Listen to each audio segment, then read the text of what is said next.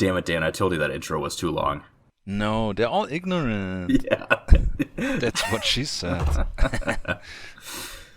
move! Don't fucking move! Put your hands in the air! Put your hands in the air! Put them up! Get on your knees! Hey!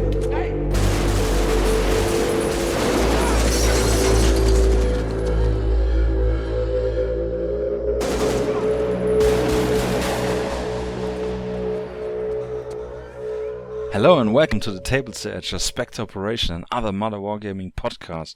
My name is Dan, and I'm here with my co-host Ben. Hey, Dan, thanks for introducing me. We are back for episode 2. Yeah, and we are now on iTunes, Spotify, and SoundCloud. Believe it or not, it's true.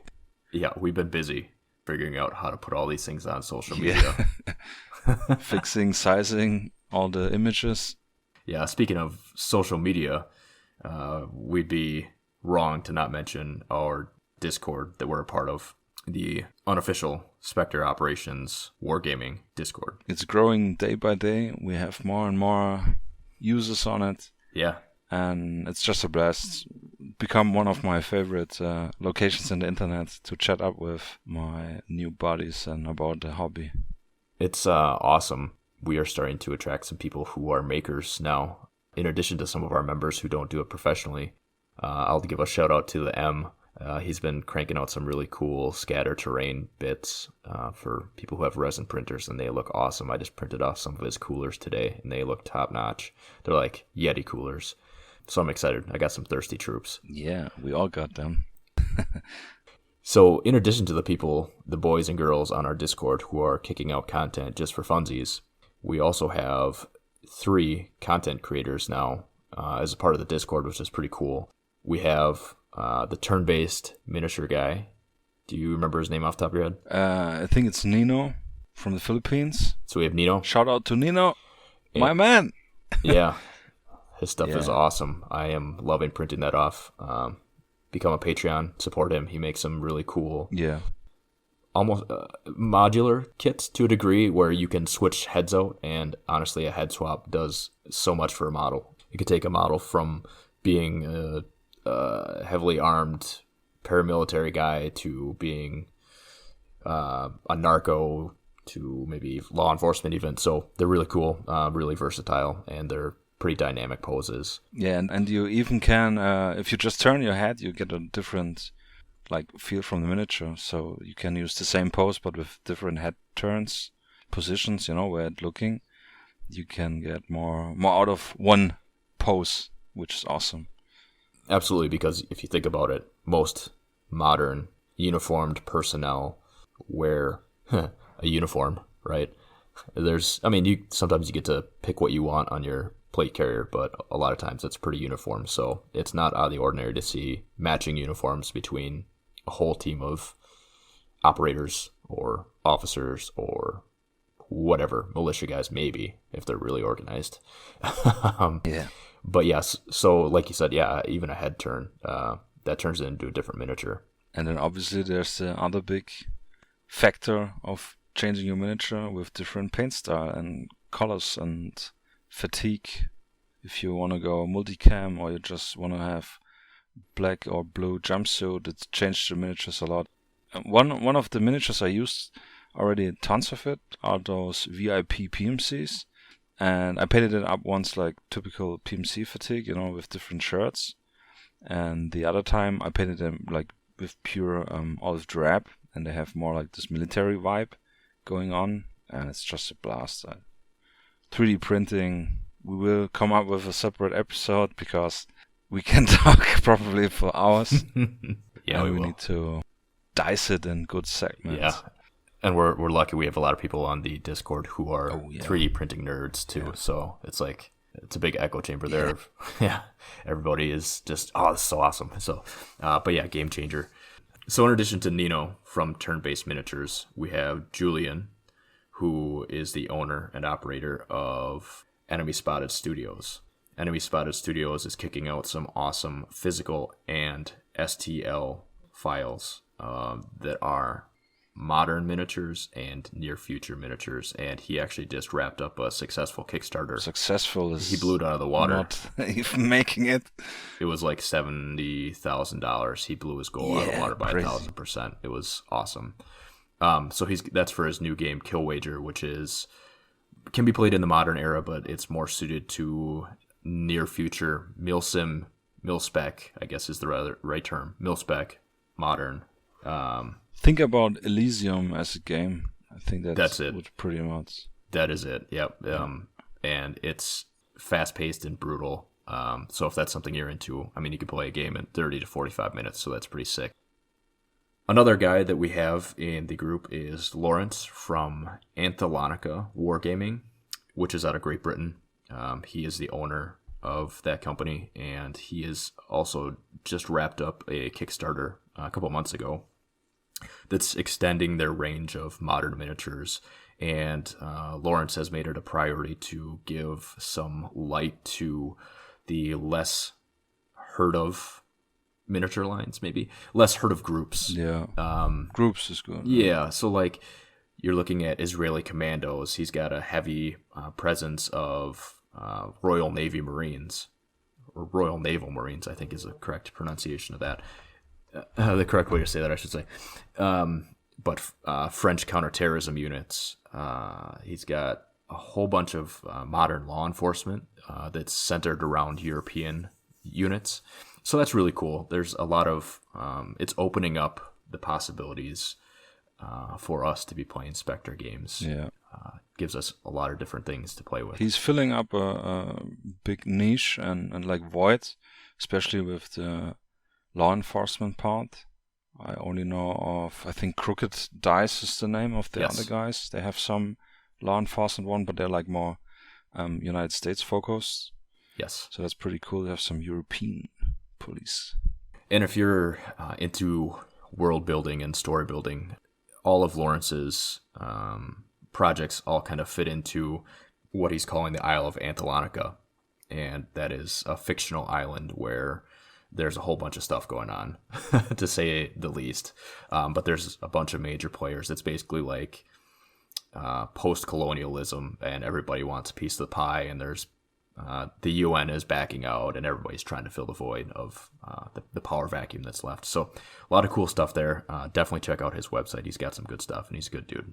We put the link in the description of all three mentioned creators and great guys. Speaking of Anthalonica Wargames, they just recently announced their competition to end all competitions in conjunction with the end of their Kickstarter. So what this means is that there is a 6-week competition running from Monday, November 1st to Sunday, December 12th. Now, there are 4 different categories for this competition that they are running, and all of them have some pretty awesome prizes. But the first category is for the best police and ultra-modern paint job in the professional category. So the first place prize for that is a 100-pound cash prize for painting supplies. Second place is a 50-pound cash prize for painting supplies. So I think that would get you quite a bit of things. The second category is the most unique police or ultra-modern paint job in the hobbyist category. Now the prize for that is, first prize is a full set of the Kickstarter releases at the bronze level, which is a lot of miniatures, and a 50-pound voucher for Anthalonica Wargames website. Second prize is a full set of the Kickstarter releases at the red level and a 30-pound voucher for the store. Now, looking at their Kickstarter page, the bronze level is actually 59 miniatures, 30 from the Kickstarter and 29 from their current range of law enforcement and civilians. And there's also a pack of 7 modern weapons that can be used for conversions included in that. The red level is 30 miniatures from the Kickstarter and also the set of metal guns for conversion. So that's pretty sweet. The third category is the most creative Anthalonica themed terrain. Now, as we talked about, Anthalonica is pretty varied in the terrain and cultures involved, so I think that there's a lot of cool opportunities for making whatever you think would fit in, really. And the first prize for that is a 100-pound voucher for model terrain. Second prize is a 50-pound voucher for model terrain. And the fourth category, which is very fitting for Anthalonica, is the Best Royal Marines Future Commando Force Scenario. I'm pretty intrigued to see what comes out of this category, as there's always some really cool scenarios floating around in people's minds, either from movies or books, or just, who knows, pulling it from all over the place and throwing it together, and something awesome pops out. So the first prize for the scenario category is a full complement of the Royal Navy releases. Pulling up their Royal Navy assets from the Kickstarter, there is quite a bit of stuff included, including a drone team, a sniper team, a 4-person reconnaissance team, special boat service team, a Royal Marine boarding team with a breacher and gatherer, that's a 6-person team, 2 4-man Royal Marine section teams, and a command section composed of 4 men. So altogether, that is 30 miniatures included in the Royal Naval assets. Second prize for the scenario is a choice of a 4-figure set from the Royal Naval assets. In addition to that, all entrants get a free copy of the Captain General limited edition figure. So in order to enter, you need to email sales@anthalonicawargames.com before the deadline.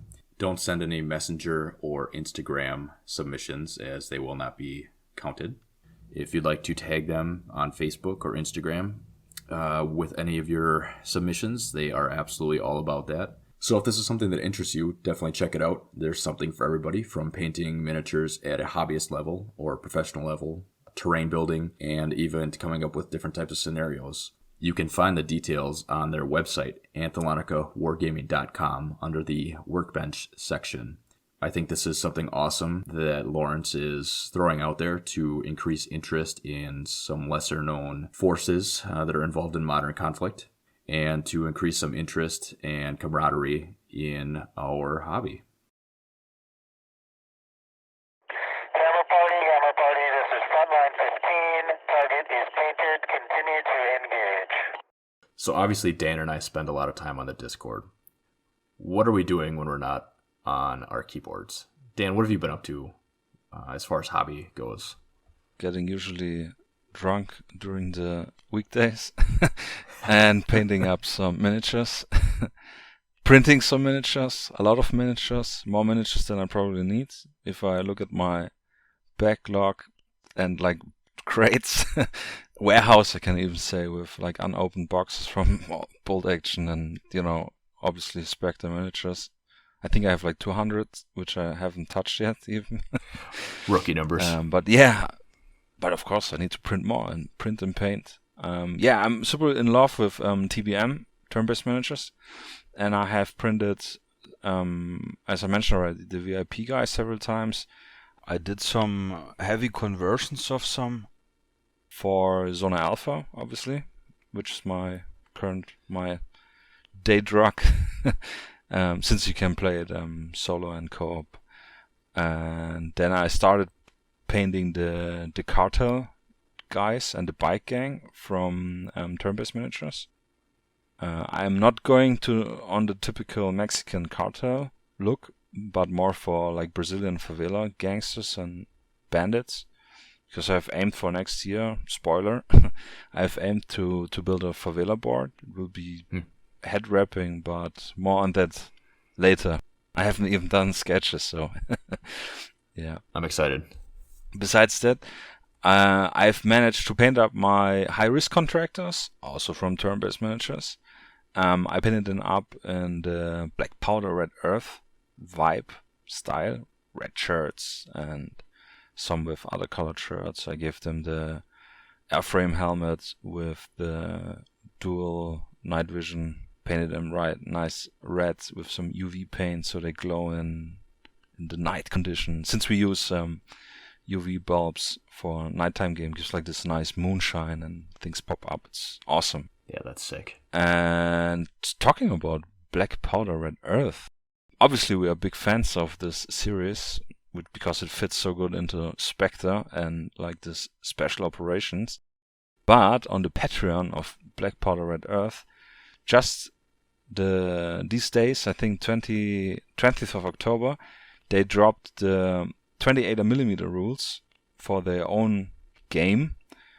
I had a quick read about it. Actually, I had a pretty good read about it. Because I couldn't sleep, I needed to read it. It was so exciting. And we will talk more about that later. But yeah, it's pretty cool. That's all I want to say now. Besides that, to make it quicker, I built some Zona Alpha POIs. POIs like point of interest, like just some rusted up cars and vans and things where you can interact in your game. And for our Discord challenge, which we called up, which is this thematic technical that we need to do until end of October. I started sculpting my own UAZ, like pickup truck. It's a Russian utility vehicle from the 60s, still built today, and yeah. Very Eastern European. Yes. And no one makes it but you. Yes.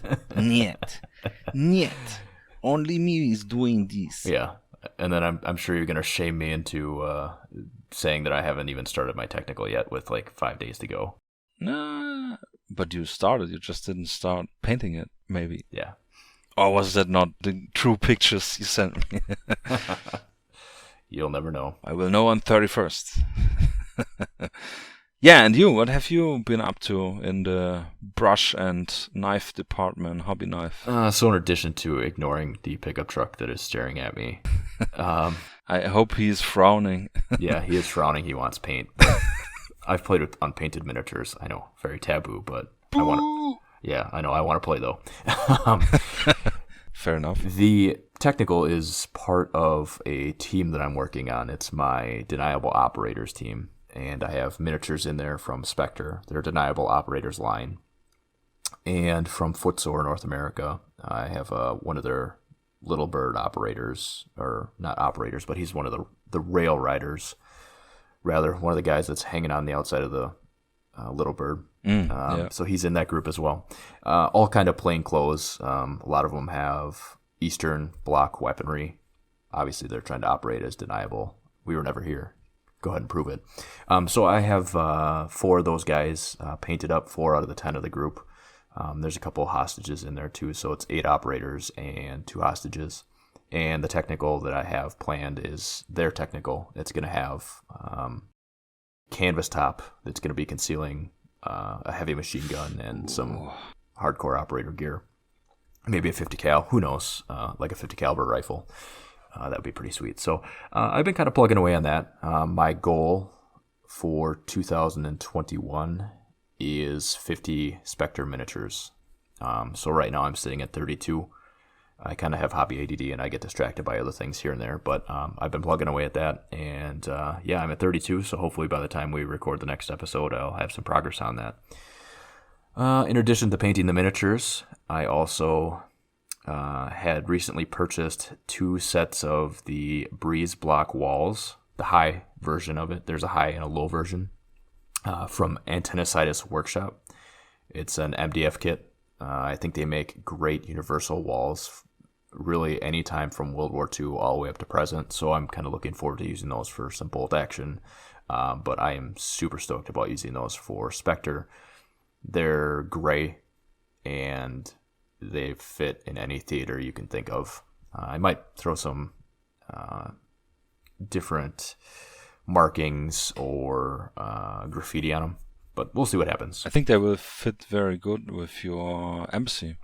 Yeah, yes, the embassy, the half-built embassy. I have a Sarissa Precision embassy with the wall. It's very much from 13 Hours Benghazi buildings and walls there. So definitely a lot of influence from that movie there. I have that half built. I kind of ran into some issues. Need to take a Dremel tool and do some dremeling on some contact points for the walls. I'd like the walls to be able to be taken apart. If I put them together right now, they're not going to come apart. So got to make some slots a little bit bigger. Not a big deal. So your miniatures can breach them, or what's your idea behind that? I just want to have the ability to lay the walls out in different different ways. Modularity. Modularity, yeah. I'd like to get another set. They sell the walls separately. So it's the embassy house comes with the little house, which is a cool building in itself. But then it comes with a compound wall that goes around it, and it's got a gate and a guard shack that's built into the wall, and it's got 4 corners. But they sell the corners, the gate, and straight sections separately, so you can add on to it. So I just like the modularity of the whole thing. I like to have no game be the same, right? The gate and straight section. Yes. So besides that, I've been 3D printing terrain and miniatures. Combat Octopus and TurnBase Miniatures have been very, very popular with my printer recently. Also doing some vehicles and whatnot to throw out as scatter terrain. I also was lucky enough to get a game of Spectre in with my buddy Matt. Awesome. Yeah, he has a group of Tier 1 operators. So we had a scenario where his Tier 1 operators were coming in and they were trying to kill or capture a weapons dealer, a black market weapons dealer, as he was delivering some heavy machine guns and rockets to a rebel group that was in the fictitious African country of the Central African Union. Mm-hmm. So that was a lot of fun. But you got steamrolled, I heard. Yeah, I did. In the interest of fun, we made a couple of little tweaks, but Matt's group of 4 operators and a 2-man evacuation team that was in a pickup truck that they came out at a certain point in the game. They had a lot of fun with my trained militia, but my trained separatist militia, they basically were walking around the compound unaware of what was going on around them, and they didn't really spot the operators until they breached the compound, at which point it was pretty much too late, as flashbangs were flying everywhere, and yeah, it got bad. But I was able to kind of do a little saving grace maneuver, and I was able to get the warlord off of the table edge in his armored SUV, and they were able to do a drive-by on one of the operators. He had 2 bodyguards, and one of them was hanging out the window, shooting at a Tier 1 operator as they drove by. It was, I think he got hit in the foot. So, I mean, it wasn't very effective, but it ended up working out. So, but yes. But pretty cinematic, yeah. Yeah, pretty cool. We had a lot of fun. And that's all what's about with Spectre, yeah. Yes, it was a lot of fun. So, yeah, that's pretty much what I've been up to as far as Spectre goes. Awesome.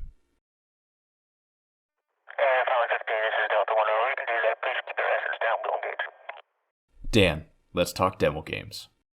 Demo games, yeah. Obviously, you cannot play with yourself. Well, you can. It might get messy. No pun intended. Maybe yes. But you need to acquire some soldiers, some players to have your cinematic experience, more randomized situations which you do not anticipate. And for that, we usually, in the Wargaming, as you obviously know, run demo games. And we have had some thoughts about how to do them, so you do not overwhelm your potentially new players with a lot of rules and things to remember, and then it just breaks the fun. We broke it more or less like down to the most important things, which the first one, obviously, you need some miniatures and some board or like a game mat. Yeah. And very important. What is very important, Ben? The eye candy brings the boys to the yard. Yeah. And what do we mean by that? All painted. You want all painted miniatures if you can help it. No grays. None of the gray legion here. No silvers. None of that bare metal. No. And I know that I'm being a hypocrite because I just told you that I am the one playing with miniatures that are unpainted, but don't judge me. But for your defense, you didn't do any demo game. Your buddy had already his own painted up guys and terrain even. Yes. So you're excused. Yes. If new players are being introduced to Spectre, I want to make sure that I'm doing it best foot forward, and that is with painted miniatures and painted terrain. Spectre is awesome because you can use terrain to tell a story, and it's important, and it's just great to look at.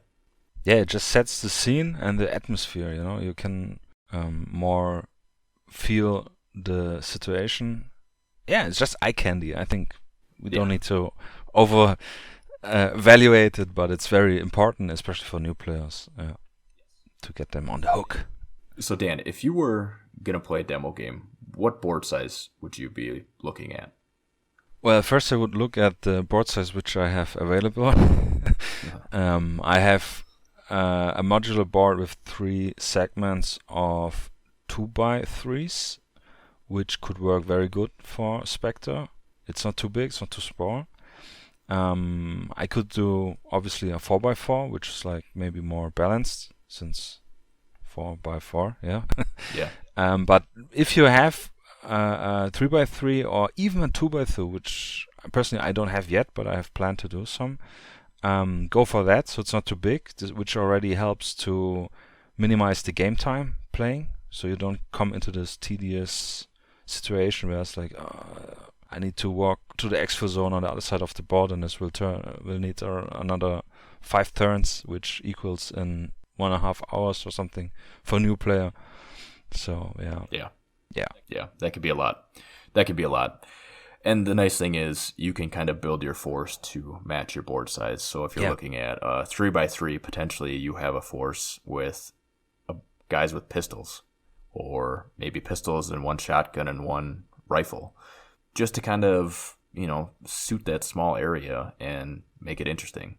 Yeah, and speaking about interesting and about your suggested choices of weapons, crank the scatter up, put as much as possible on the table, because everything counts in cover. And I mean, if you have played maybe Gears of War on your old Xbox or something, running from cover to cover, it's like more or less the thing you're aiming in Spectre. You need a lot of cover, so like an open field is super boring. Not fun. Put your cars down, your crates, your pallets, your barrels, your whatever you have on hand, paint it. Yeah. Paint it. And and then it also works great with the shotgun, because you can jump from cover to cover. Yeah, absolutely. So in addition to your miniatures and your board, obviously you're going to need your dice. And if you have any of the templates or anything like that, that is something to bring along.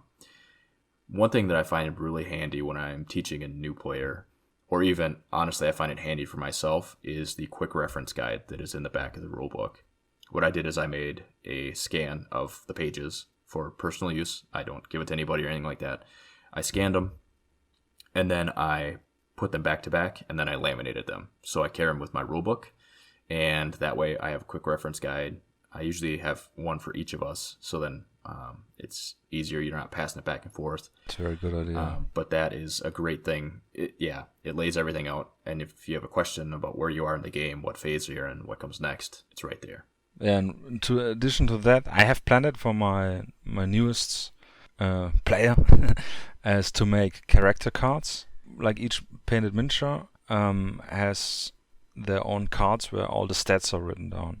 So you don't need to look up, my guy is a professional, what is his shooting stat, and all the thing. You have the picture of the miniature, so you can directly correlate it with the miniature in your gaming space area on your table, and it just makes it flow easier. If you have the time, if you have the skill, you could even do it in Paint, so there's no excuse. Yeah. You could even just print out the picture and write with your hand on it, but it's super helpful. Yes. Yeah, super. Absolutely. And actually, speaking of how awesome our community is, and we say it all the time, Martin Krausman, he has those files that he has made, and they are meticulous, they are beautiful, and he has allowed the community to use them for free. I know they're on the Facebook page, and I know there's a link to it in our Discord because Martin is a member, but it has templates for these cards, so you can make one for militia guys. I mean, you don't need to have one for each militia guy, but maybe each character or soldier who is carrying different equipment, how many grenades they have. You can then laminate it and use a dry erase marker to tick off equipment. So there's a lot of cool things to make the game easier and more accessible for people to play.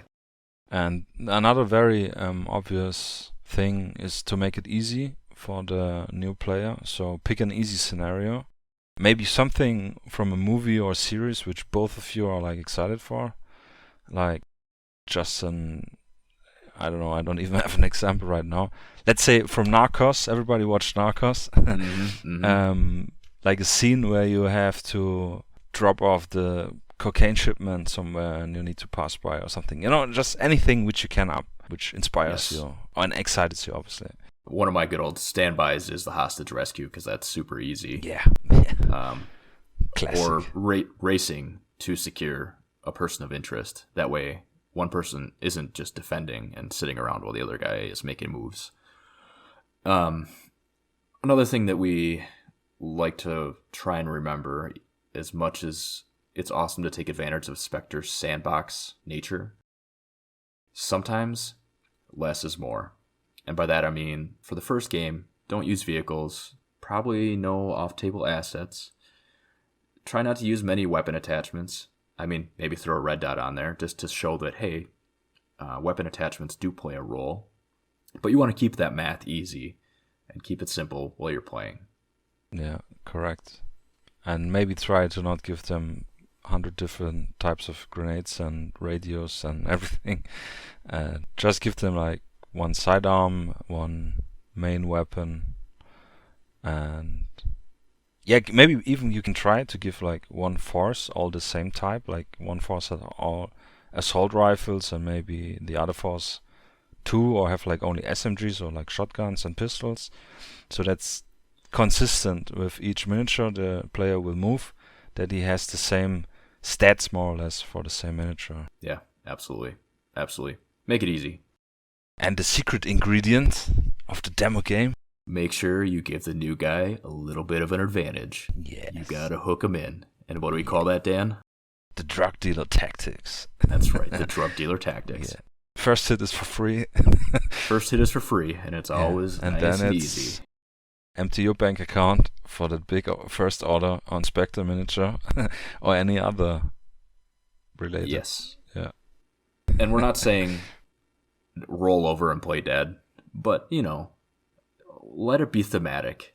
That's part of the fun of Spectre. It's not a super competitive game. I guess maybe it could be, but really I think it's in its prime when it's you and your opponent playing a game together and having things happen. Let the story happen and evolve. It's going to happen, and sometimes you don't know where it's going to go. And just like date night. It's awesome. So don't roll over and play dead, but yeah, let the, just, you know, don't go up and punch him in the face. Be like, yeah, I've played this game before. You know? So another thing to remember is sometimes, Dan, we are lucky enough that we have 2 new players. I have to admit, I've never been so lucky. Not for Spectre. Yes.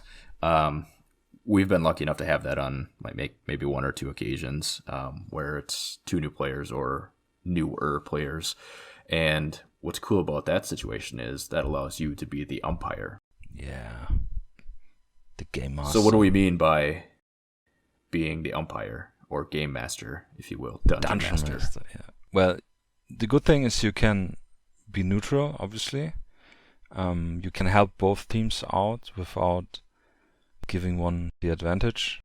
You can have equal teams because you don't need to take the punches. They both know, and it's like super fun. And it's, I don't know, personally, I really like playing, it means playing, but being an umpire or like game master. I enjoy it actually the same like if I would have played myself. Yes. And yeah, just cool, just nice to be excited, the new guys, and give them maybe a hint. Maybe you can do this, and maybe you can do that, and they're like, I didn't even thought about it. I could like come from behind or smoke a flash, throw a flash or a smoke, and yeah, it's super cool, super fun, love it. Yeah, in addition to, you know, being able to be an advisor or a mentor, hint, hint, wink, wink, game term, you can also control the non-player assets. Yeah. So what do I mean by that? Well, you can throw some civilians in there. Spectre is unique in the fact that it allows civilians to be a part of the scenario or part of the game. Maybe that's you controlling the civilians on the board, and the goal of the players is to locate which person is their target, and they have to go up and they have to scan each of them. Well, it's kind of boring if they're just standing there. Well, now you get to control them.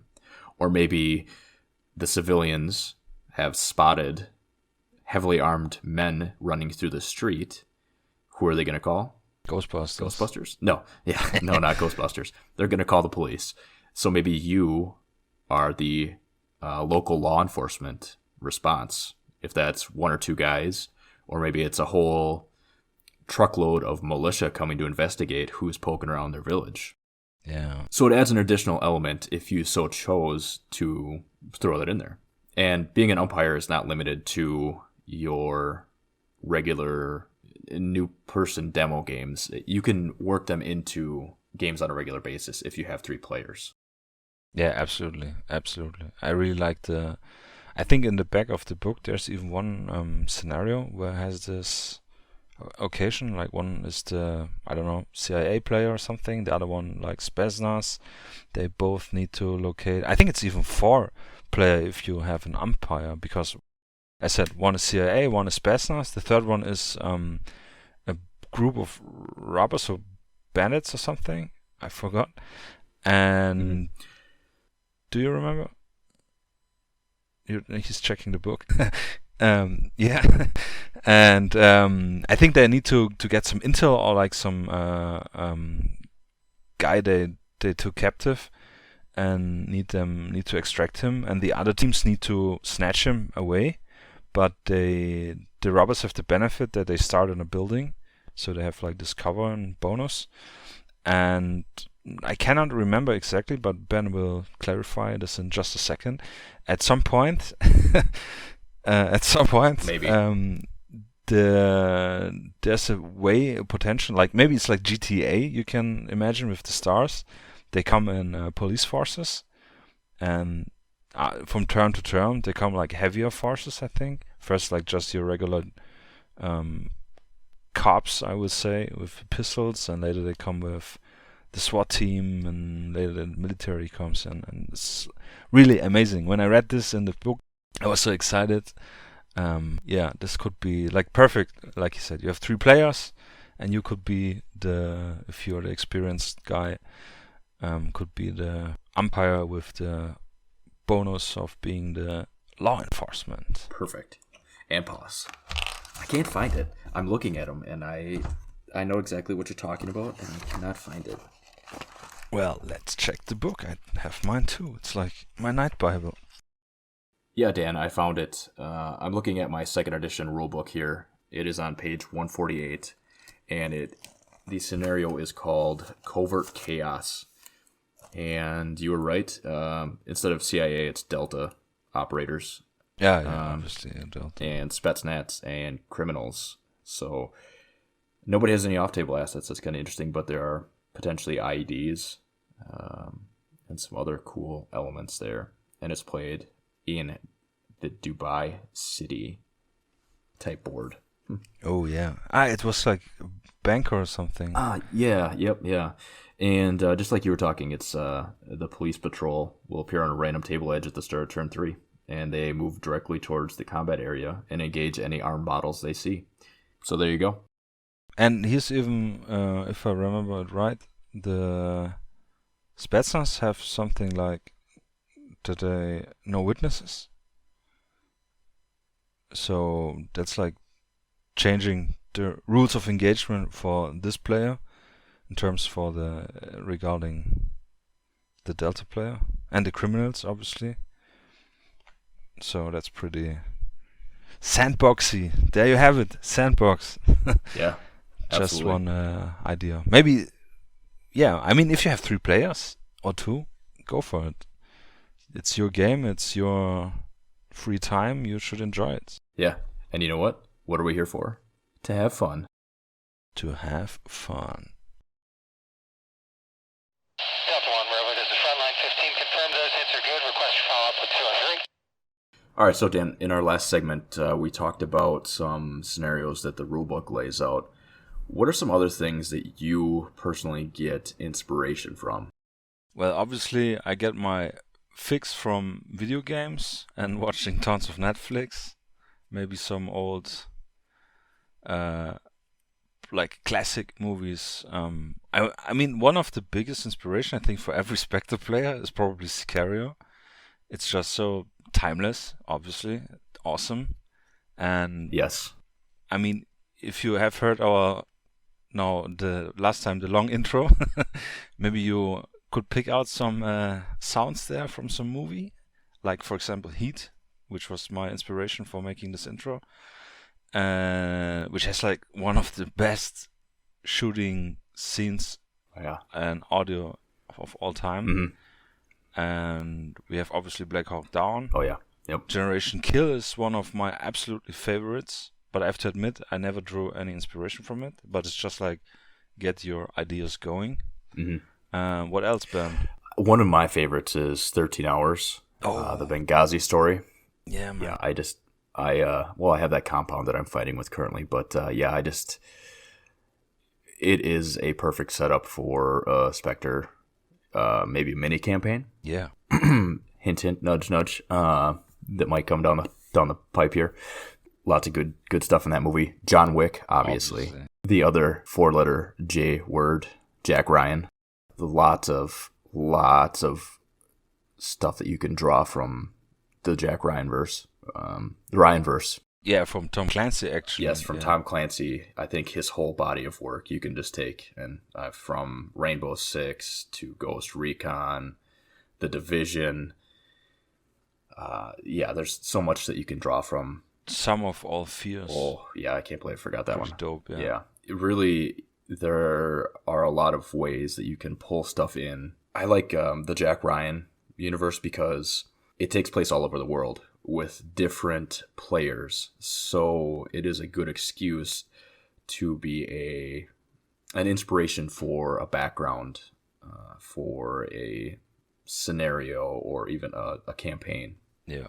Because you can use South American forces, or you can use the police from Paris against some terrorists that are trying to do naughty things in France. Yeah, that's true. And I think Jack Ryan is special because the protagonist is like this analyst and not like this kung fu style superhero special forces dude. So that's he's not Rambo. Yeah, he's not Rambo. That's good. Yeah. He has a cool backstory though, being a Marine, and that ends up kind of playing a role in the story. So it's cool because it integrates all the storytelling elements, that it reaches back, things that happen to him come forward. Yeah, there's a lot of cool stuff in that series. Going the full circle, so to say. Yeah, and obviously talking about Sicario, we have the timeless Narcos, which is one of the crazy series. When I binge watch it, I have always at least a week of dreams only in Spanish. But yeah, it's like so full of things which you can use for mini campaigns, for full campaign, or just even inspiration taking for painting your own miniatures. I mean, Spectre has their own cartel line, and I think they're pretty much the best in ultra moderns out there, at least in my opinion. I don't know if you feel the same. Yeah, I definitely think that they're some of the best miniatures out there. I think there are a lot of contenders nowadays, especially with 3D printing, but they're definitely... Spectre was what got me hooked into ultra moderns, and I'd say that now we're spoiled for choice. Another thing that... No, I mean, especially the cartel miniatures, I meant. Yes, absolutely.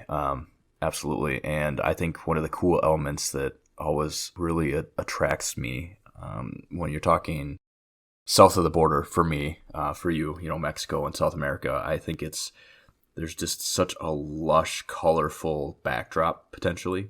In sepia. Yeah.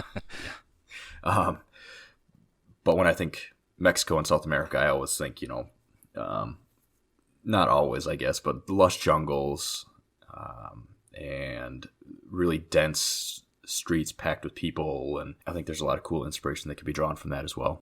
Yeah. On the other side of the ocean in the Middle East, one of my favorite movies is Mosul. I think you introduced me to that one. Yeah, it could be. It's an English subtitled movie, so you have to read, but I think that the story is definitely one that's worth a little extra effort, I suppose you could say, a little extra effort to enjoy. But it's about a SWAT team in Mosul, and they're trying to kind of restore order. And it's a very interesting story, definitely one to check out. And then if you skip over the Indian Ocean, going further east, Extraction. Yeah. That was a big one. I just watched it. I'm kind of a Luddite sometimes when it comes to cool movies. I hadn't watched it, you know. I don't know. I think it came out at least a couple months ago, but I just watched it 2 or 3 weeks ago, and yeah, that's an awesome movie. It's a little light on the story element, but I think that there are still really cool action scenes or even forces you could pull from that. I know Combat Octopus, he's looking at doing some Indian soldiers. Yeah. And I think that's definitely something you could work into that theater. Yeah, absolutely, since Extraction is taking part in Bangladesh, I think.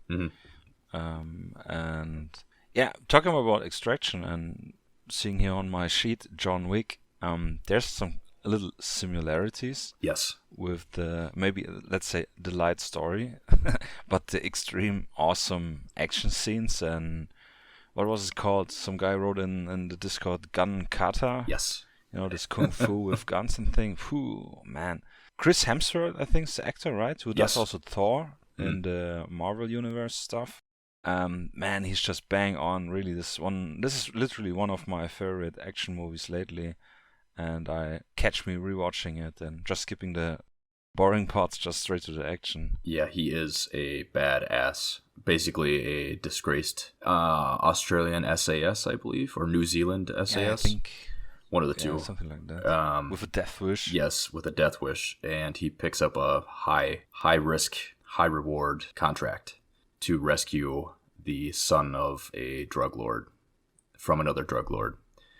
And it is a very gritty movie. And actually, we had been talking about this earlier. That one camera shot that they did, it's what is it, like? I think it's got to be like 5 minutes. 8 or 15 minutes. No. It's it's way longer. Yeah. But it's all one shot, and it's amazing. There's a lot of action packed into that movie. If you're just looking for something kind of light on the story element, but heavy on the action, definitely recommend Extraction. And they are coming out with a second one. So there's that. Awesome. One thing I really like to pull from these movies, too, is I'll take a screenshot on my phone, and then I'll use that as inspiration for my Spectre miniatures, because it's just kind of cool seeing what, I guess, quote-unquote real people are wearing. You know, it's an actor and whatever, but it's kind of, you know, it gives you a good idea, something to go off of. Yeah, speaking about taking screenshots, another big, for me currently, I'm pretty hyped about Fauda, which is this Israeli special forces series in this, you know, never-ending conflict between Palestine and Israel. And man, I've been sitting here at my PC and not watching on the couch on the PC, so I could take screenshots from like the scenes to have inspiration for making terrain and maybe game boards even, because they're like super authentic. And yeah, my screenshot folder is probably bigger than my porn folder currently. But yeah, it's awesome. I mean, if you not even for like inspiration for making an actual game, but like I just mentioned, for taking reference for anything, like how should I paint the clothes like you did with on Extraction, I think it's awesome. Yeah. And beside movies, what else we have? We've obviously, like I cut on in the beginning, video games. Yeah, absolutely. We touched on some video games there. They kind of jumped in when we were talking Tom Clancy. But in addition to that, Escape from Tarkov, I don't play. It's not one of the games I've played, but I have seen a lot of media on it, and you could definitely pull some cool stuff from there. And the cool thing about video games, if you have an inventory system or something like, for especially in Tarkov, you can like inspect the items and have even a better idea to draw your inspiration, or like how should I paint this helmet, or then take all the time you have and make 500 screenshots, or just paint and while having the game on or everything else. Yeah, absolutely. So some other ones that are pretty well known in the nerd community, the Insurgent series. Yeah. Call of Duty, Yeah.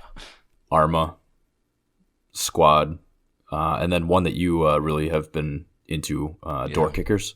That's actually like real action Spectre, more or less. I mean, it's like a strategic tactical game where you have top-down moving your pre-made squad through a compound, or usually just a building, like the name implies, door kickers, kicking down the door and getting the task done, which can be freeing a hostage under time pressure, can be just eliminating all the threats, and that's pretty cool. So even for the layouts for the buildings, because like top down, so you have the what's it called, blueprint style of the building layout, which can help already to figure out making a building from scratch or 3D designing it if you have the skills or working on it. Yeah, absolutely.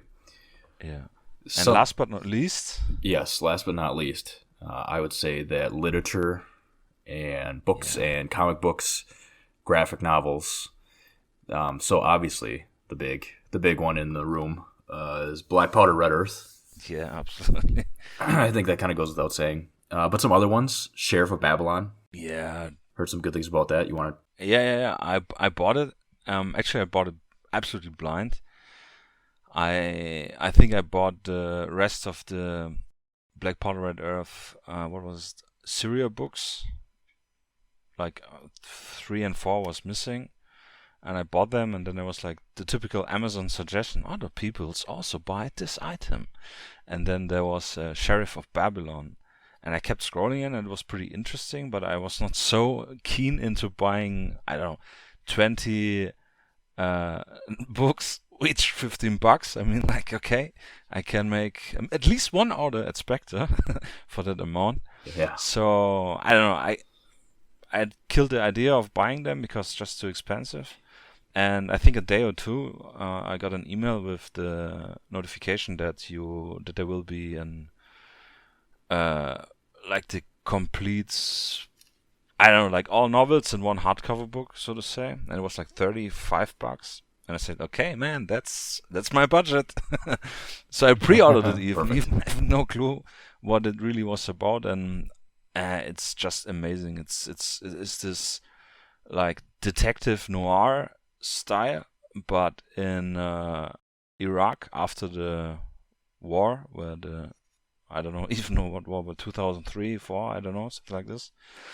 And this guy, the protagonist, I forgot the name, he's one of the police forces, like training local police guys, and then it's like this detective story with a light love story with a local special agent, and I don't want to spoil anything, but it's brilliant. And the guy who painted it, or it's like drawing the graphic for this graphic novel, is the one who also did the Batman comics, or was it the writer? I forgot it actually. I'm not so up to date, but there are like big names behind the writer and the artist. Cool. Absolutely, yeah. Yeah, that one's been recommended to me, and I still have to check those out.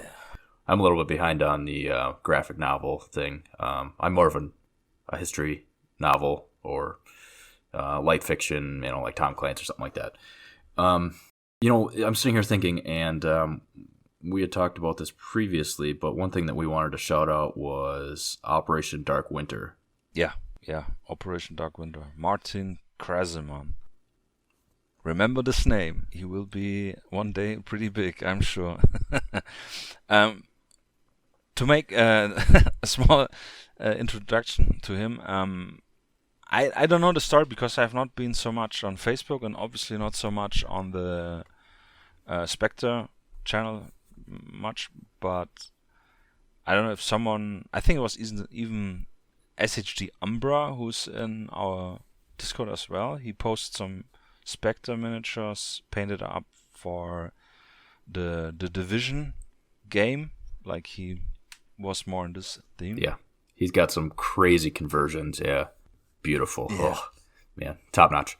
And like Martin, I don't know if he has a game development background actually, but he started on building a solo co-op campaign for like the Division with the Spectre sandbox rules, and it's pretty bang on. He got on YouTube his own channel where he's doing a playthrough by himself. It's called Operation Dark Winter, ODW, I mean, ODW in German. And you should definitely check him out. His video goes between 20 minutes to 2 hours, and he has small segments with the briefing where he chooses this, and he made it so crazy. There's like base building elements and fatigue and random encounters and really like fog of war system, cards. His cards, we have to mention the cards. He designed an assload, literally, I have to say it, it's the only fitting word. Yeah, we're not talking 10 or 20, we're talking hundreds. 500, I think. Yeah. Of items and weapons and characters and lootable things and attachments and backpacks and whatever, and they're looking so great. Yeah. And the great thing is he has even this genius idea that printing those cards not on your home printer and then like laminating them like I would do. He printed them as what's called like photos on demand, where you bring your family pictures. And he designed them that you have 2 cards on one of this typical, I think it's 9 by 7 centimeters, not sure about an inch. And you just cut it in the middle, round the corner with this special corner tool, and you have like indestructible playing cards for like 3 cents each or something, which is genius. Yeah, and like we said, he made all these cards, and then he did such an awesome thing. He gave them to the community for free. Yes. So, awesome. Shout out to him. It's a sweet project. Check out his YouTube channel. Again, just if you type in Operation Dark Winter, it'll pop up on YouTube, and definitely check it out. Very cool stuff. Just one small shout out to Martin and me. We've been working at some semi-secret project together. With the Escape from Tarkov theme. So we're doing a small solo co-op conversion with Spectre rules for Escape from Tarkov. So stay tuned on that. Yeah, so if you're an Escape from Tarkov fan, you're going to like it. You heard it here first, people. Yes. Alpha Party, this is Frontline 15 requesting CAS engage hostile party directed to R12. We talked about all this inspiration and places that we get our inspiration from. Now, what do we do with it? We do a campaign. And then you're asking yourself probably, you the listener, why should I do a campaign if I can do just a one-night scenario game? Why should we, Ben? Well, when you start to develop a campaign, you can build some excitement, and you can tell a story. Yes. That's actually it. In several chapters. Yes, you can build that story. You can get people hyped about playing a game because it's not just a one-off game. Their performance in one game might affect the next mission. And honestly, it can be rewarding to see your little team succeed or crush the other team, whichever you prefer. It's cool. It's like playing a single-player campaign on Call of Duty, Yeah, more or less, but with real miniature dolls. Right. And a big part of that, and a cornerstone of Spectre, is its ability to be used to tell a story. And the way that you do that is you develop your area of operations. You set the scene. Where does this take place? What part of the world? What forces are involved? Why are they there? What's the overall goal? Is it a group of rebels trying to take down a corrupt government? Is it a group of mercenaries protecting a big oil company's interests against some locals? Or other mercenaries working for another company doing some corporate espionage? There's a lot of different things that you can do. Yeah, or bank robbers trying to get the cash for his niece operation or something. Yes. Dramatic, tragic. Yes. Tug at your heartstrings. Yeah. So, Dan, if we were going to do one of these campaigns, how many missions do you think it should be? You should aim for 3 to 5 missions. I mean, obviously you can do 10 missions, but then it will maybe get tedious, and then it starts like, I cannot play this weekend, and then you never finish it. So 3 is pretty balls on. 5 is cool for more variation and development of the story, or if you have like, what's it called? Different outcomes. Yes. Like different endings you could make. Depending on the player's performance, the missions could go one way or another. Yeah. Absolutely. Yeah, and then obviously the question, Ben, what missions can we do? I mean, how should they be? Well, basically you could do any mission that you can think of. But if you're having a moment where you're just like, man, I don't know what to do, Spectre has thought ahead, and they put some tables. And in the 2nd edition rulebook on page 136, there are 2 tables. One is called the scenario table, and the other one's a location table. And they're designed where you can roll 2 6-sided dice, and you add up your numbers, and then it will give you a mission. For example, there is a reconnaissance mission, a decapitation strike, asset denial, a clearance operation, a hostage rescue, or defending a high-value target. Now, that's just a couple of the missions. But when you're writing your campaign, it's important that your missions flow naturally together.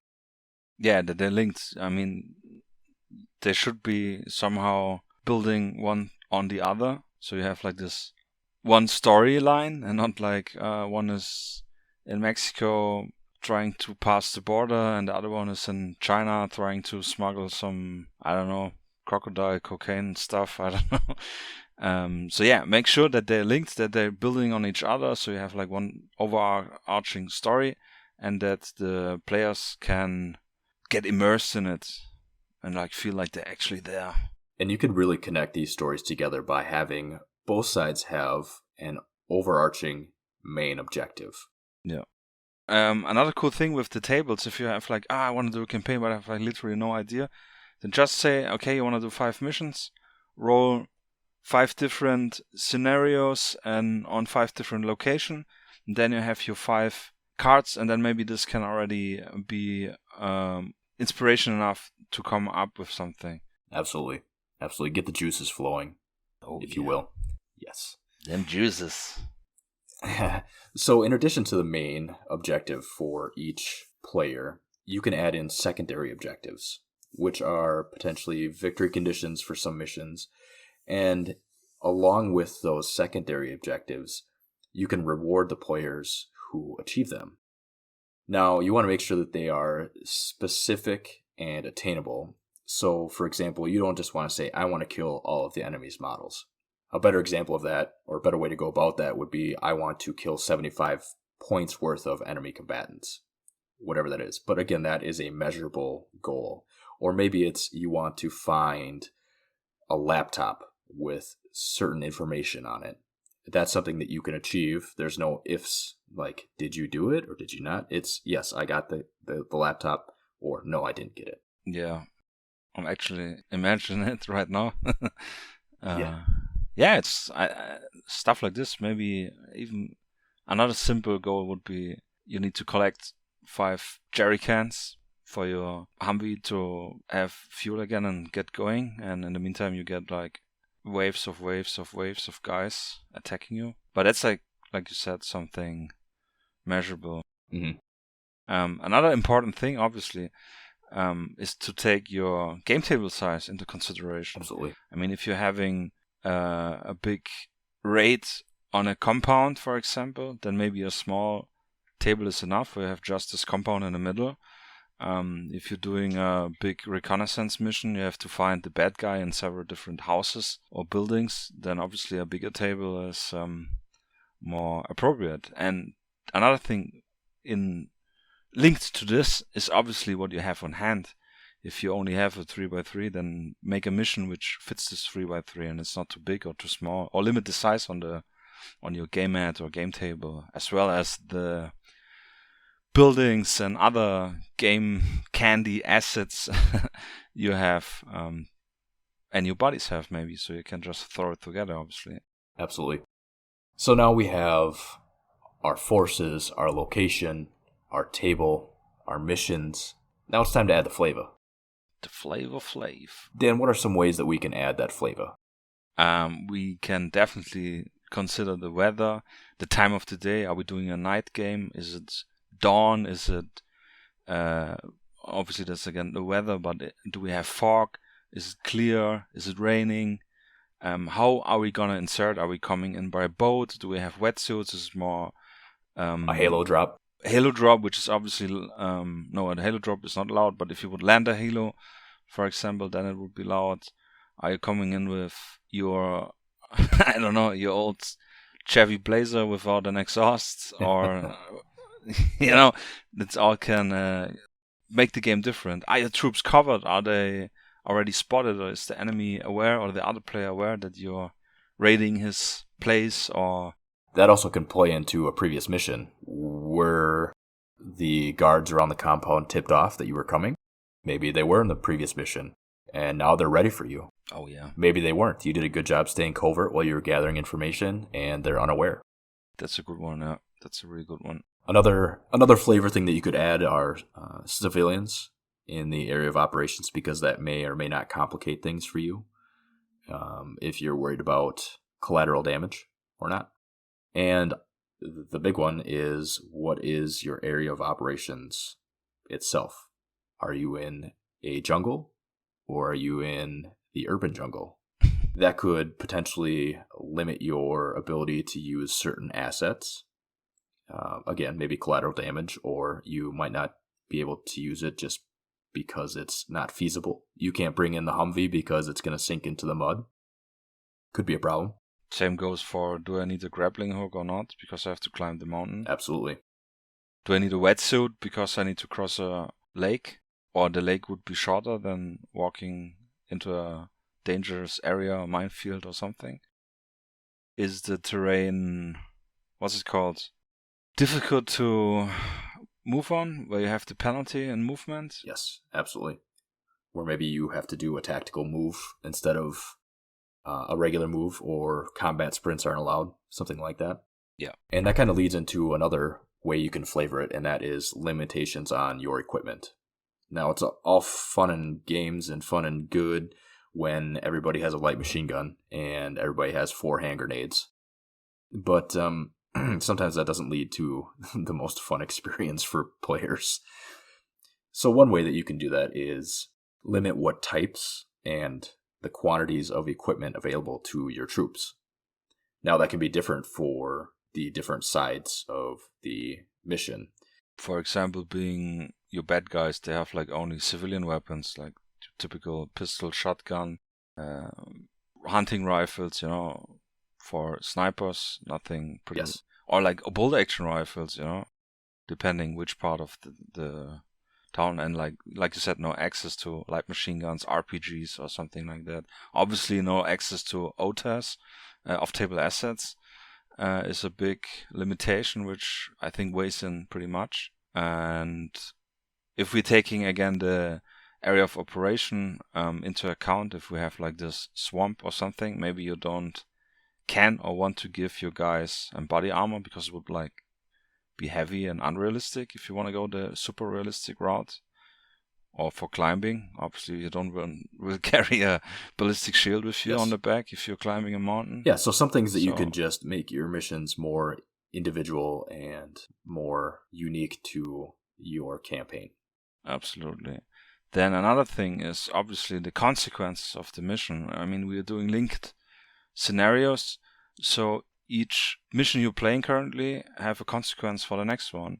Being it your guy has been, or like one of your miniatures has been killed or captured or wounded, and depending on this, the Spectre framework gives you even an option for using experience points, which, and Ben will explain it better than me. Just because I'm looking at the rulebook right now. Yes. So, as Dan was saying, the framework that Spectre puts together for their campaigns, they use a currency, if you will, called experience points, which if you're at all into video games or board games or anything like that, you know what experience points are, XP. So there are different ways that you can get XP. So at this point, we've identified the missions that we're playing. Dan and I have played our first mission, and things go terribly wrong for me, but things go awesome for him. So now we're looking at the after action, and we're looking at who's been killed, who's been captured or wounded, and what XP is gained as a result of those things. So Spectre gives an example that you can gain experience points, maybe 50 experience points for completing an objective of the mission. Another way that you can gain experience points is for killing or incapacitating an enemy model. And they suggest that you gain experience points equal to the base point value of that model. And they have actually the point values on page 139. It's right next to this after action area. So you can kind of take a look at it and see what a professional soldier's worth, that he's worth 10 points. Another way that you can gain experience points is capturing an enemy model, which is more difficult. Therefore, they suggest that you get experience points that are equal to twice the basic points value. Yeah, it's a full table. It's pretty easy readable, so everybody can figure it out. So after we have figured out how much experience points, or how many experience points we have gathered in the mission, we go to the campaign phase, which is more of a paperwork phase or a bookkeeping phase. So during this phase, we look at what can we actually spend our hard-earned cash on? Yes. Just like in real life. Just like in real life. So one of the things that we need to be mindful of is that sometimes when our models get wounded, they need time to recover, just like real people would, quote unquote. There's actually on page 138 a recovery table.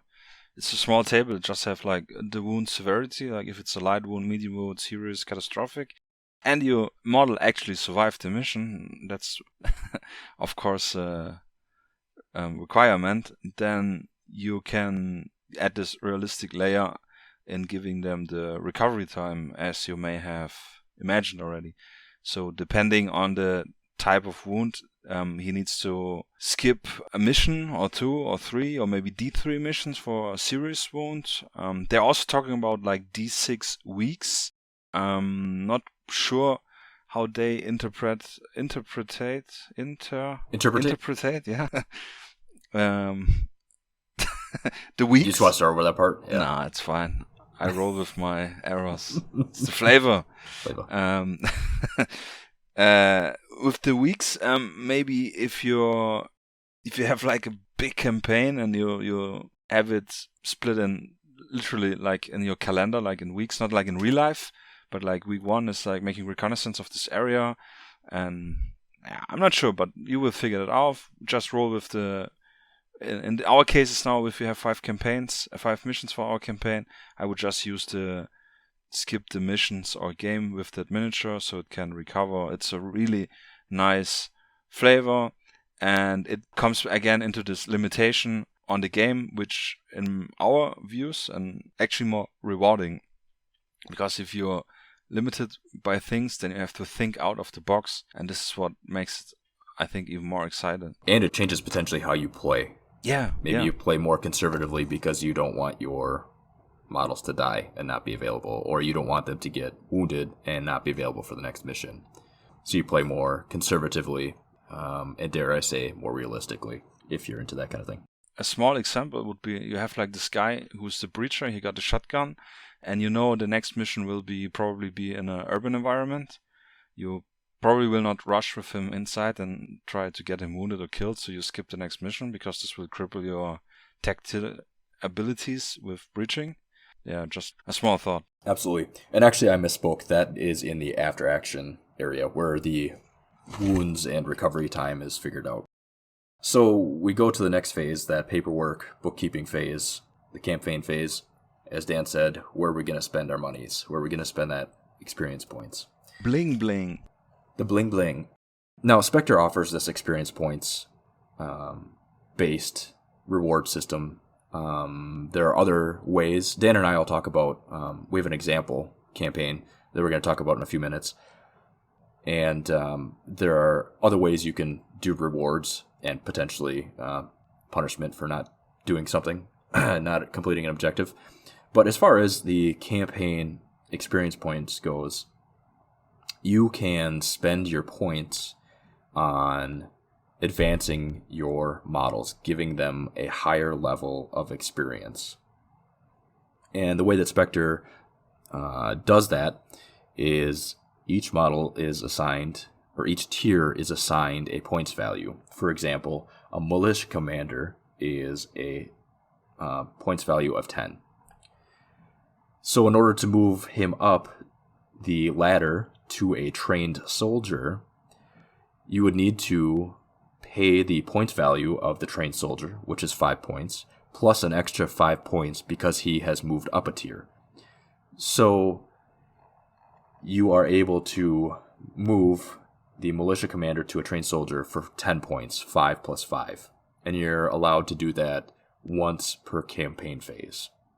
So you can't rock and roll your militia commander all the way up to an elite operator in one phase. That isn't very realistic, and I guess probably be a lot of points looking at their formula here, but you can only do one step at a time here. The other thing that you can do with your experience points is recruit new miniatures, recruit new operators, soldiers, toy soldiers. Assets on the war table. That's right. You can recruit some new assets. So as far as recruiting new troops, you can recruit a number of fresh troops equal to the commander's command statistic. So for example, an elite commander could recruit 6 new troops because his command value is 6. If your commander is a trained commander, you could recruit 4 because his command value is 4.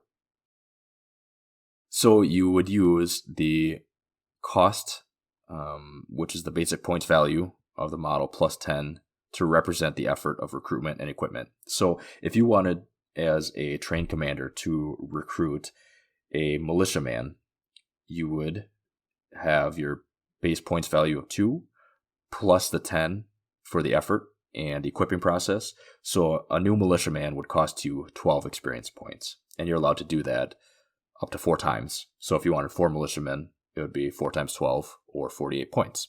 Good math. To add 4 new militiamen. Yes, quick math on my feet. Didn't you write it down first? I would have. Yeah, that if just a small example, if I can squeeze in, that would be pretty cool if you also take this in terms of limitation. For example, your cartel guys, they're like super easy in recruiting because they just probably drive through the hood and wave with the cash, and then you have 4 new guys.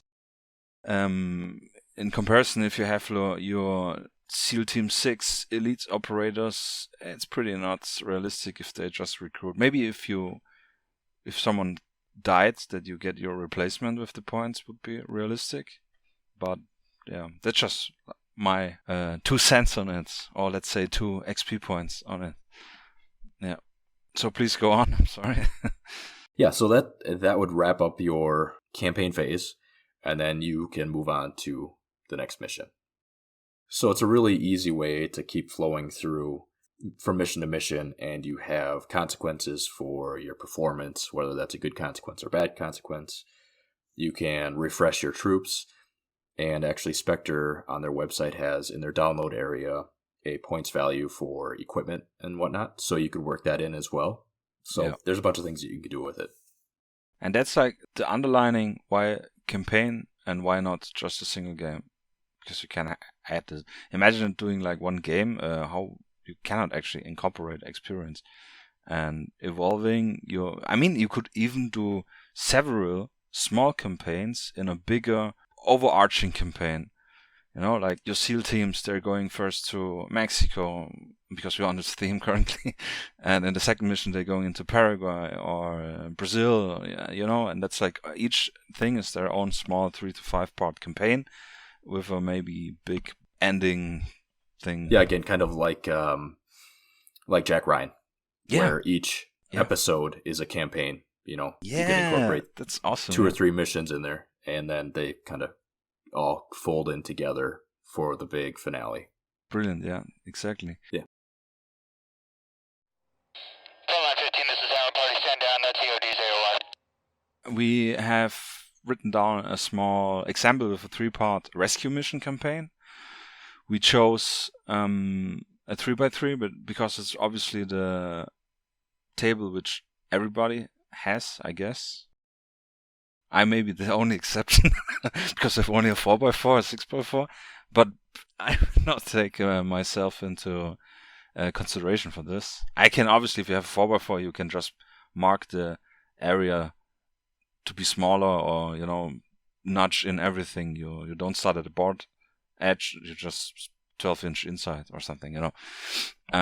So for the first mission, for example, for our example, we had this idea, since it's a rescue mission, that you need to find the captive, and therefore have a reconnaissance mission. And it's not actual the reconnaissance for the captive, but to find intel for the location where the captive is being held. And we thought about, like, we have 5 intel tokens, or have even scenery would be better, spread around the board.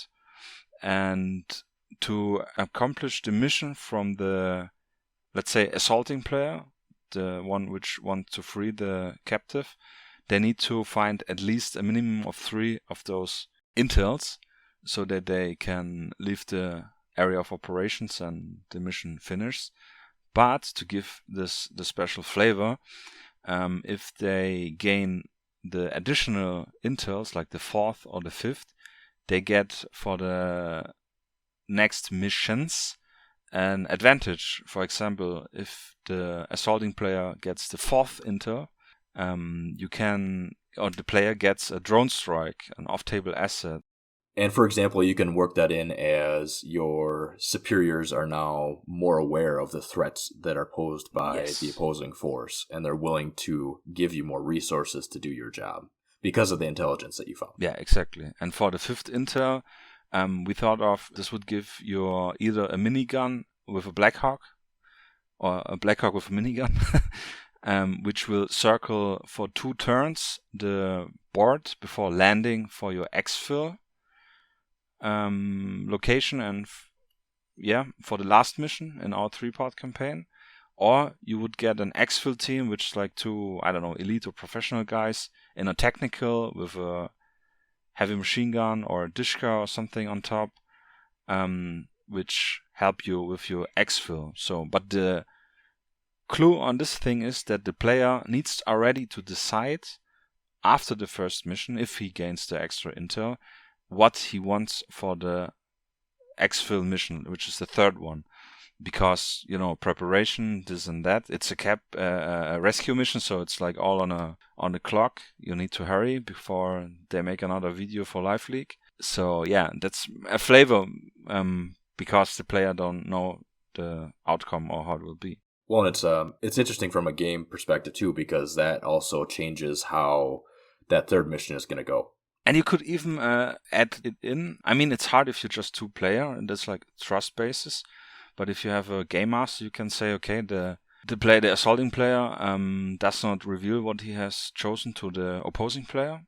So this would give another layer of tactics, because then maybe the opposing player needs to decide, do I get with my earned XP, if you add it in the game, some anti-air for the Black Hawk, or do I get some, burning barrels in the street? You want to make sure that you don't just focus on the quote-unquote good guys or the assaulting team. You want to make sure that you have objectives and bonuses for your opposing force or your quote-unquote bad guys. Some things, some flavorful things are, maybe you are able to kill or capture one of the operators. Well, your local warlord boss is going to like that, and he's going to say, hey, I like what you're doing. Here's one of my very, very valuable technicals. Thank you for providing me with a captive to drag through the streets. Yeah, or you get the right hand of the boss, which is a 3-team professional squads with some decked out weapons. Yeah. So make sure you have a little bit of excitement and reason for the forces to do what they do and to perform well. You're not just, again, a punching bag for the good guys. So for the second mission, the follow-up would be obviously to free the captive for the assaulting player, because we have the intel. We know now where this poor man or woman is located, at least in a rough area, and that's where the game mechanics come in. We thought of having like 3 or 4 buildings, and the captive is actually randomly in one of those buildings.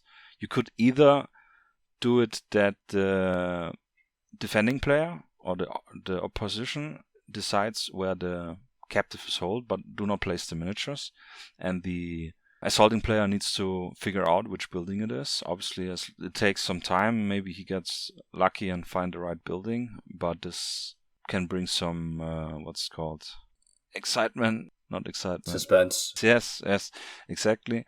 Or the other idea would be if you have 4 tokens or something, which one is marked, and you just mix them around and place them on the buildings, or just use a D6 and say on a value of 5 or 6 you found the guy, and if not, then you move up to the next building. The goal for this would be, after finding and freeing him, to bring him to the closest board edge, to extract from this small area or compound where he is located. So once you've freed your captive, the next step is extraction. And as the name already implies, you can maybe imagine where we drew our inspiration. Yes, from the movie Extraction. Maybe, yeah. Maybe. We're not spoiling it. We already did.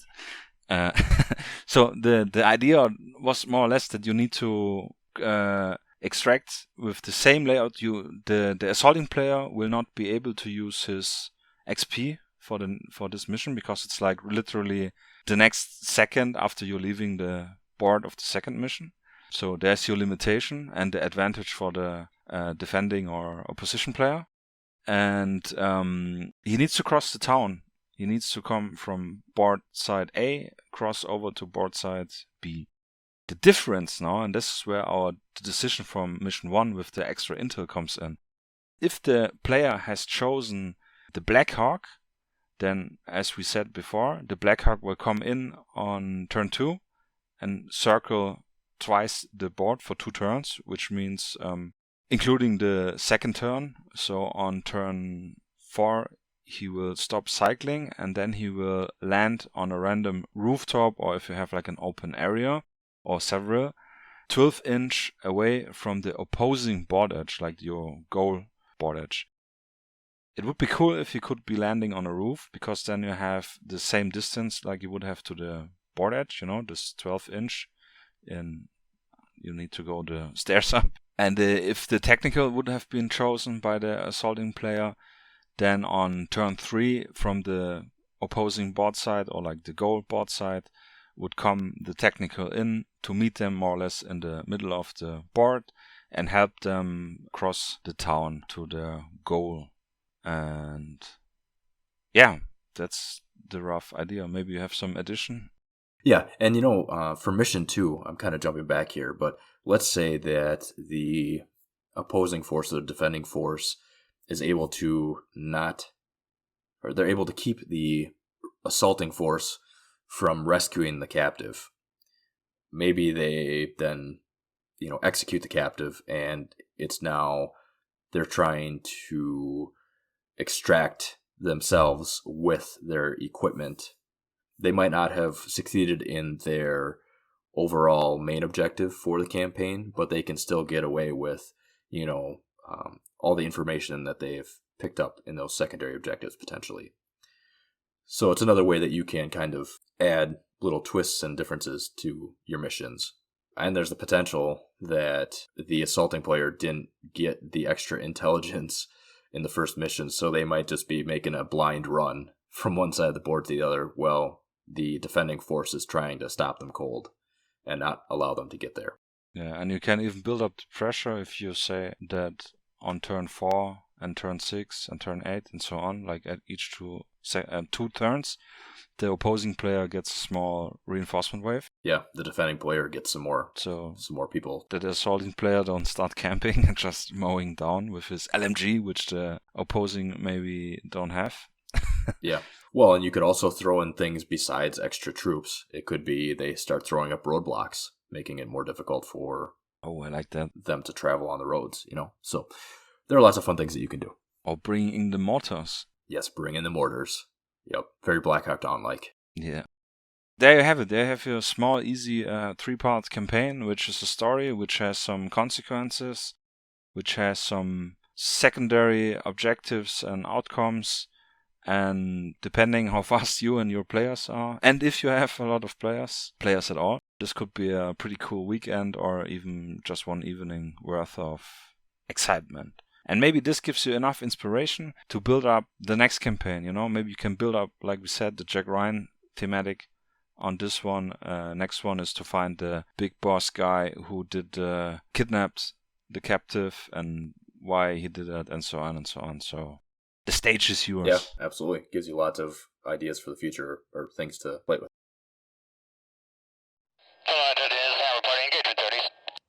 All right, so that's what we have for the episode today. Some stuff on campaigns and just our hobby update and things we are excited for. And maybe we got if you're not a Spectre player, you play other ultramodern games, maybe this helps you to decide, do I buy the book or not? Yeah, absolutely. Do I invest more in ultramoderns, or do I go on other game systems? Do it. But do it. Yeah.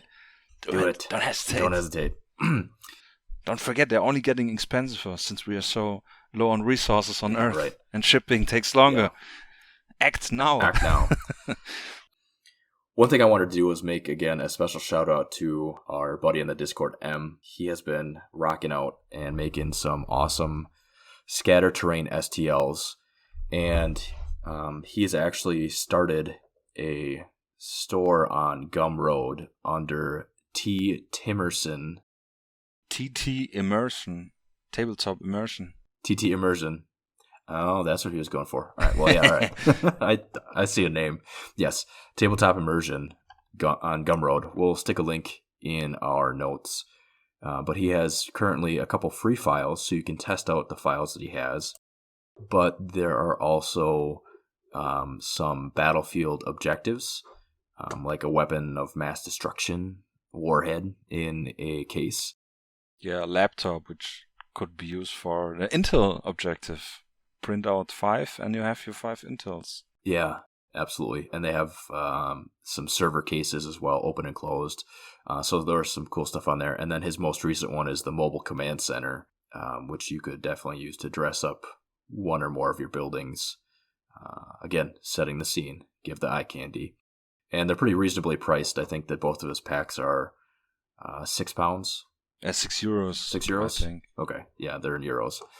So €6. So it's pretty awesome for what you get, and it's goes to a guy who's just putting out designs for the betterment of the community. So check those out. Check out his free files. Print them off. If you like them, buy some more.